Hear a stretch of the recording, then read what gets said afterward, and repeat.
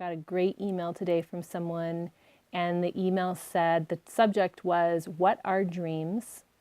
And the first two sentences, "Are dreams my own creation, or is it a place that I actually go meet and dialogue with others?"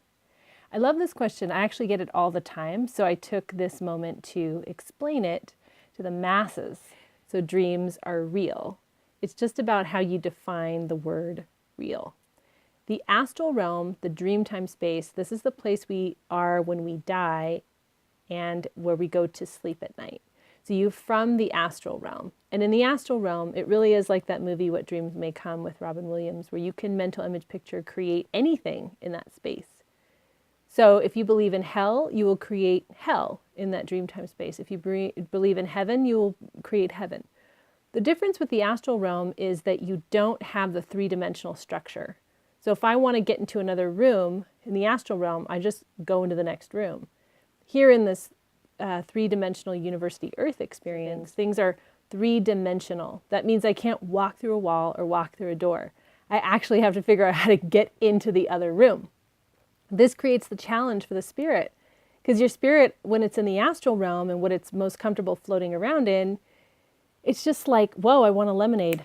Boom, there it is. Oh, I would like to connect with someone. Boom, then you have someone to connect with. You're never really alone. You're always connected to source and divine. There's definitely telenovelas and things that you play out, little scripts and things that you play out and experiences that you can have. But if I want to get out of an experience here on the astral, I have to just snap my fingers, boom. But on the earth, here on the earth, it's much more complex. So imagine that you're acting something out in a play and it gets too intense for you as the actor. You just go, hey, time out, I need a break. When you're in your rehearsal, right? You're like rehearsing for a play, you take a break, you reset. When you're on the earth, there's no like time out. It's not a rehearsal, it really is the thing, So you're on the stage, you have to keep going with the experience. In the astral realm, you're playing a character, you don't personalize it as much. Earth, you don't remember that you signed up for the agreement, so everything is so intense and so big and so uncomfortable. And I could go on and on about this concept, because once you start getting into like abuse and slavery and all these horrible things that happen on the planet, that's a much more complex discussion that isn't going to be answered in a quick video. And I don't ever want to give the impression to anyone that, hey, Earth is just this fake place where if you have trauma, it's not real. It absolutely is real. So there's many layers to it. So what are dreams to you? So at nighttime, if you're a successful sleeper, you close your eyes and the spirit goes into the astral realm. Now the spirit dreamtime body, your astral body, is a real body just like your physical body is. It's a structure, a container for your spirit, and it goes out into the astral realm. You travel through that astral realm through the silver cord. It's connected to your body. And so your physical body and your astral body are always connected with that cord, except in death it breaks and then you're not connected anymore. So it's an opportunity for your physical body to restore and to regenerate and to power down. And then the spirit gets to go play, because the spirit doesn't really need rest. It's constantly doing its thing. Let's say you have a dream about an ex. You have a dream about your ex-girlfriend, your ex-boyfriend. Things might feel unresolved, and the only way for the two of you to resolve it is for your spirits to get together and talk it out. Because those experiences where you can't actually talk to your ex because you just keep saying the same thing to each other over and over and over again. That's why you break up, because it's like, we're not seeing eye to eye. You want something I don't want. I want something you don't want. You break up, and you can't continue to have that dialogue because it's like the same dead-end street. So when you go into the dream time to work it out with them, many times, yes, their spirit joins your spirit in the astral realm, and together you have this dialogue and conversation. And sometimes it might be a great conversation. Sometimes it might be hot sex. Sometimes it might be funny. Sometimes it might be angry at each other and yelling at each other. A lot of the time, those two spirits will make an agreement. Hey, we can't work this out on the earth anymore. We're too frustrated. We're not hearing each other. Let's go into the astral realm and work it out. That is not always the case. So I don't want you to think just because you woke up with a dream about your ex that like, oh yeah, my ex is still thinking about me and we're still hanging out in the astral realm, because it's much more complex than that. Sometimes your spirit is having such difficulty with something that it actually goes and works it out with this sort of archetypal or phantom version of your ex. That means your ex is sleeping in their bed, their spirit is elsewhere, their spirit is doing something different. But you sort of call on that archetypal lesson, that sort of holographic lesson that you need to work out. So it's kind of like saying, all right, I need a stand-in, I need a dummy to stand in and play this part out for me. Your ex's spirit is nowhere near your dream time, but you are having completion and doing the dialogue that you need to do with them.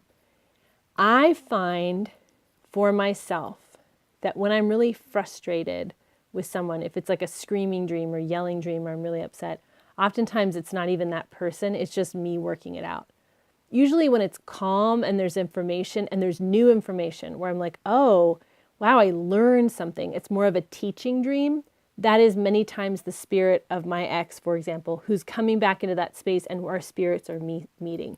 So if you feel like you learned nothing and you feel frustrated or it's just like Groundhog's Day, oftentimes, I would say 90% of the time, that's your spirit just using that holographic or archetypal sort of stand-in for you to work something out and you're trying to get energy out, you're trying to complete something.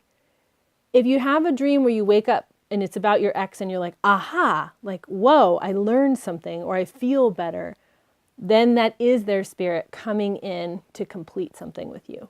So the way that I gauge it for myself, am I frustrated?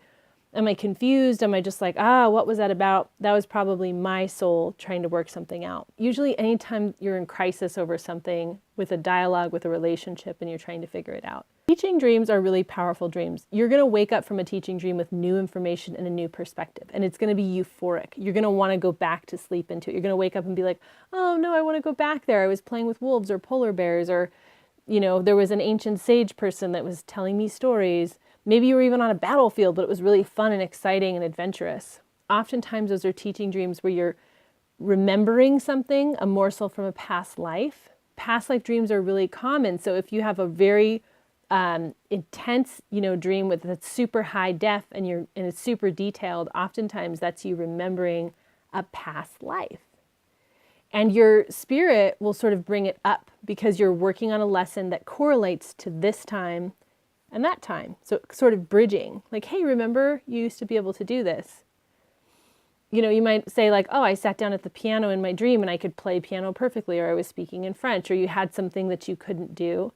That's many times a past life dream or a past life remembrance that you're having in the dream state and you're bringing it through. I dream every night, but I don't always bring it through. So if you say to yourself, I don't dream every night, you probably do dream every night.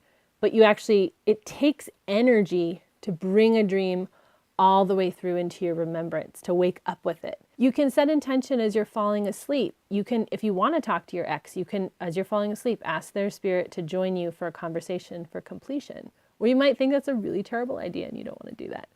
Or you could say, hey, I want healing around this situation, and then fall asleep and see what you learn and what you process. Repetitive work dreams, like you file at work and then your dream is just like you're filing and you're filing and you're filing. Or when I used to wait tables, I know every server out there can understand what I'm feeling right now, where you forget your table numbers in your section, or you keep forgetting to fill the waters, or your tables are so far apart. One's over the mountain and one's here and you can't get the food to them. They're just weird dreams that you have when you're a server sometimes. But whatever your work is, that means anxiety. That means you're overworked and you're trying to decompress, but you're on like sort of a spin cycle. If you remember, as you're falling asleep, remind yourself to just like rest. You can set an intention every night. I want to go to the spa tonight. I want to fall in love tonight. I want to have an adventure tonight. Set an intention as you fall asleep. It's going to be really awesome. Thanks for listening.